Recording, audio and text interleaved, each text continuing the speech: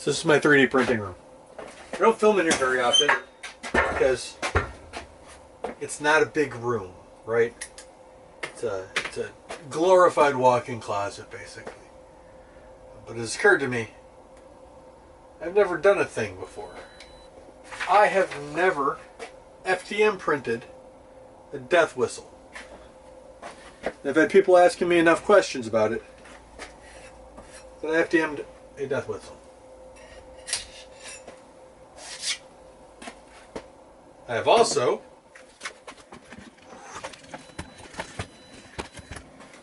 resin printed a death whistle. Now if you look, this is the orientation I FDM printed it in. Oh, the other one's doing a thing too. Finally. It's taken like a week for this stupid printer to be able to work. Man. Alright. Let me show you the orientation I resin print these at. I do them in the same orientation. But instead of on an FDM printer where it's like this, it's on my resin printer where it's like this. The back is always against the build plate. That's super important when doing these. This is where Ted's wide angle would come in super handy. This is my kind of low isopropyl alcohol. I normally have way more in here, but you know, evaporation happens. I have another gallon that should be here a couple of days. There's cavities in here. You got to be careful. Make sure you rinse this thing out real well. I normally just let it soak in the alcohol for a while, like way longer than you should. Mainly because, you know, it's going up against a set of lips. I want to make sure there's nothing weird in it. So I rinse it about 3 or 4 times. And make sure it's all nice and clear. The liquid comes out kind of like washing rice.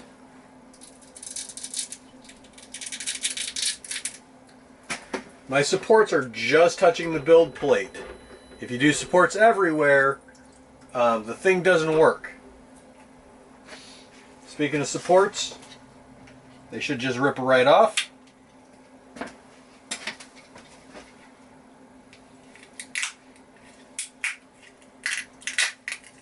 Or not.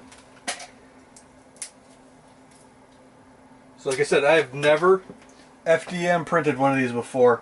I have no idea if it's going to work or not, but it's kind of why we're doing this. So I'm going to let this do its thing for a little bit. I'm going to make sure it's nice and clean, and then we're going to pick this back up. Moment of truth. Printed kind of rough. Shouldn't make that big of a difference.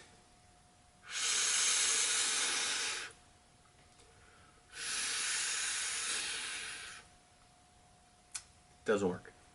Let's try this one.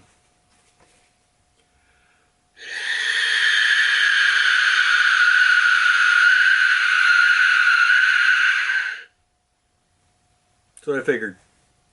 If you're just here to find out, can you FDM print a Aztec death whistle and still have it make noise? I didn't, and I couldn't. I'm not saying it can't happen. I'm just saying the one that I modeled and set up does not work. The long and short of it is no. But this thing is super interesting, right? Ghostbusters had just come out.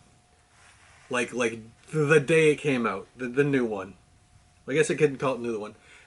Ghostbusters Afterlife just popped up, right? My buddy's like, I need a death whistle. And I'm trolling through Thingiverse and I find a kid.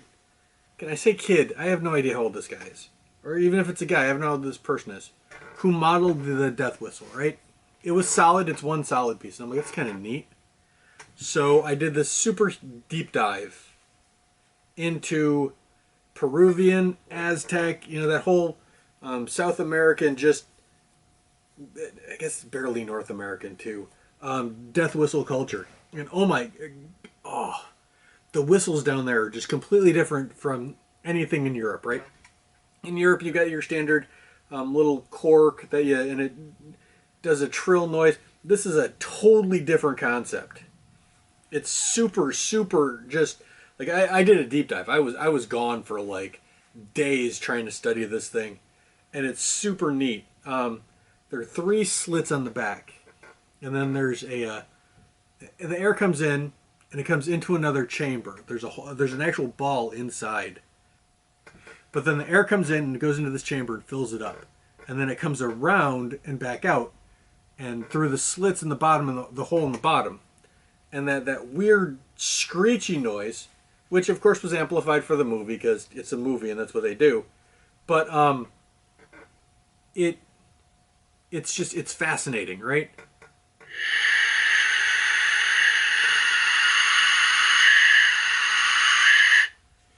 These can kind of control the tone, and the whistle makers down there make them all out of clay, and those guys are just absolute artisans. They are artisans, and they all look interesting. It's super neat, and it was a neat deep dive. Can't print them out of FDM. When I print them this way. So the build plate, I guess it would be this way, but the back is flat against the build plate. Build it with supports touching build plate only, because if you put supports on the inside, it causes the air to flow improperly. It does make noise. Make sure you rinse it very well. I rinsed mine in isopropyl alcohol a couple of times. I let it soak for a little bit. You want to make sure there's no uncured resin in here. Like washing your ice, I make sure I rinse it till whatever I pour in comes out clean, and then then I rinse it with water a couple of times. I didn't do that with this one. I kind of taste isopropyl alcohol, but this was the death whistle. This was the death whistle.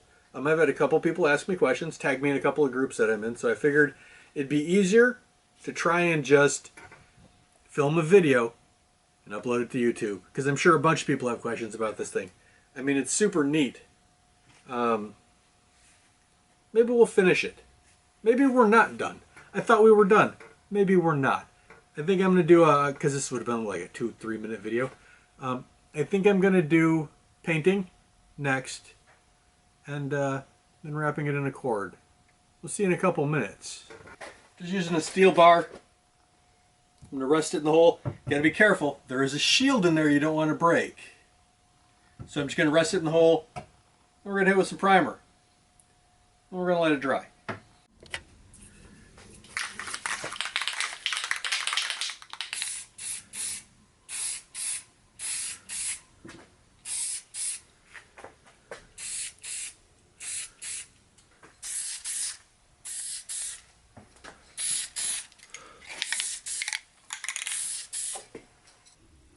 Painted.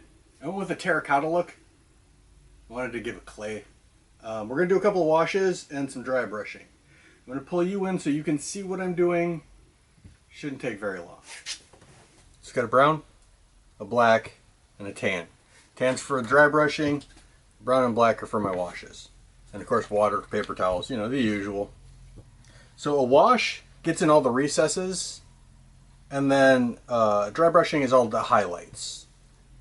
That is more than enough. I'm just using standard acrylics. There's nothing special about them. If you're using something like a Testors, you can't mix it with water. That whole oil and water thing. But acrylics mix real well with water. And I'm just putting it everywhere.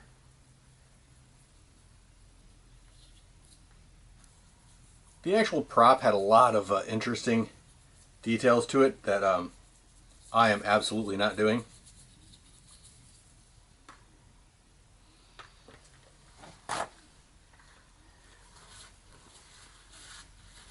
And then you wipe most of it off. But it stays in all the recesses. It adds just a nice next dimension to it. Dirt and grime.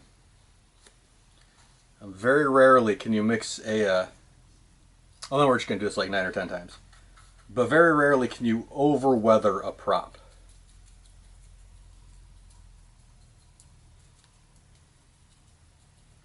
This time I'm just hitting select areas, and I'm wiping less off. Like I said, I wanted to keep it terracotta because I think that's kind of neat. But already, we're starting to get there. Add a little bit of black to darken up the brown. I still don't know why this didn't work. I have a bandsaw. We may end up cutting this in half and finding out.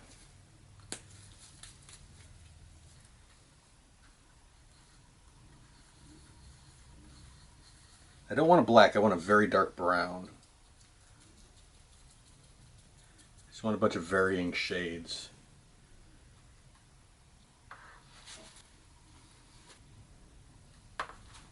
I want this thing to look super old.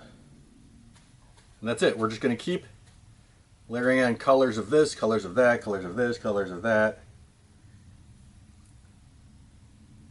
Until I hit a stage that I'm happy. You know, or wherever.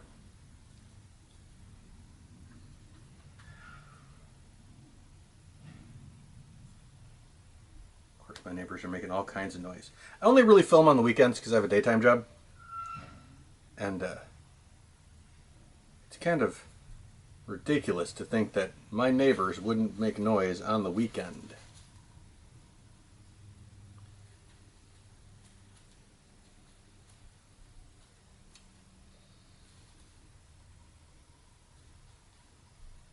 I like that. That's getting there. And I put a little bit up on the top too.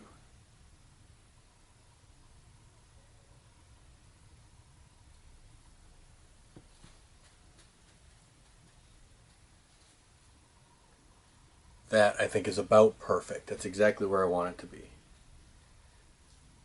So, I'm just going to let this dry. Since it's watered down, it shouldn't take more than a couple of minutes. Clean off my brush, and well,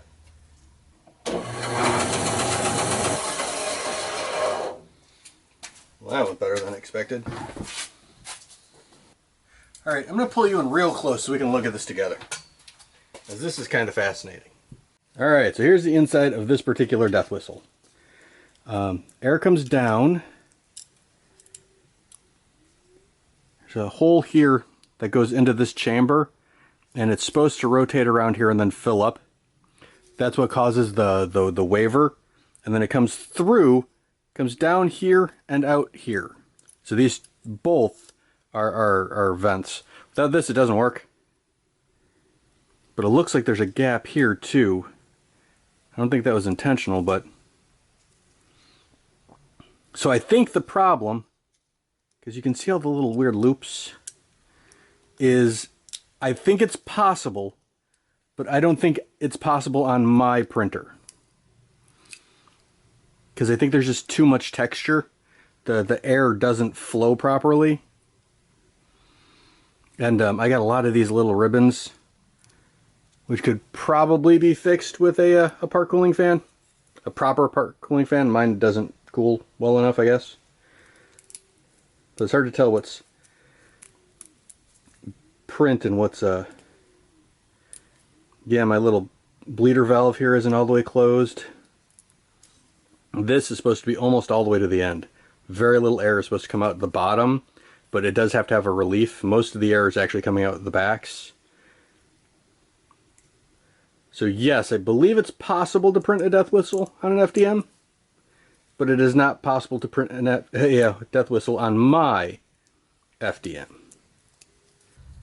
Put a little paint on the brush, wipe a lot of it off, and then just lightly dust everything. If you don't like it, you can knock it back a touch.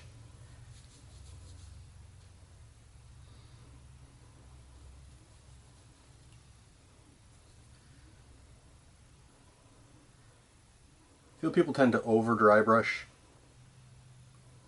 not unlike what I am doing right now.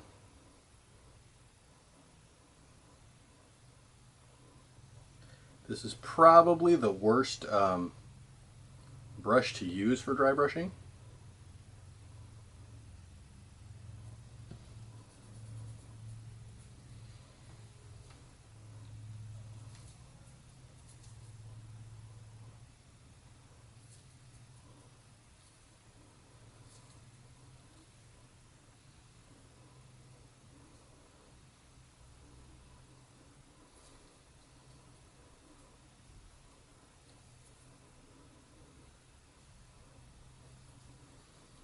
But I'm just lightly going over everything.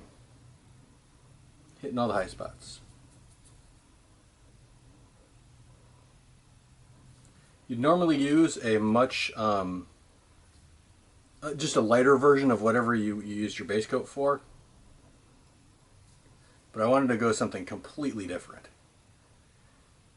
As I kind of also wanted to look like it had at one point in time been painted.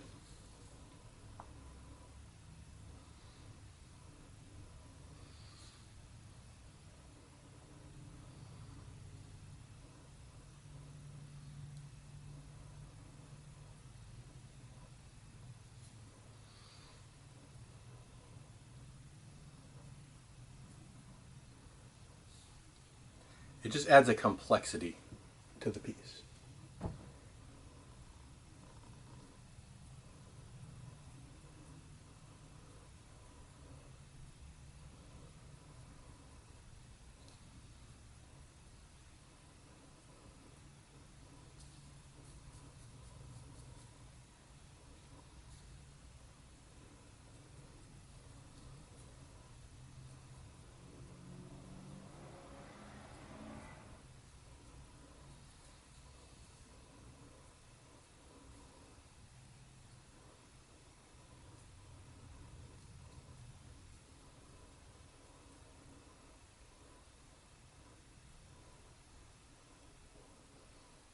I think I'm happy with that.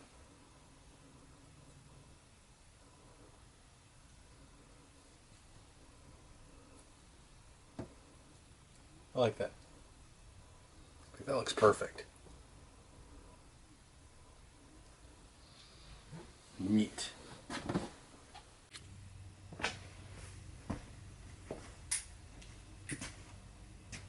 So in the end, that's what we get, right? See if it'll focus. Maybe. I don't know. I am happy with it. But that wasn't really... Finishing the prop's just finishing the prop, right? That's not a big deal.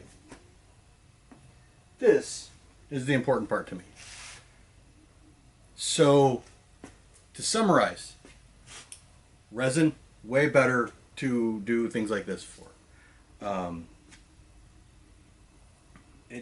And again, it's not. It doesn't sound like a whistle. I don't want you to think it whistles. It's got this weird hollow noise to it.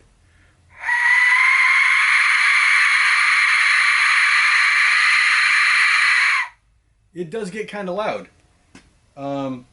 Gentle pressure, by the way.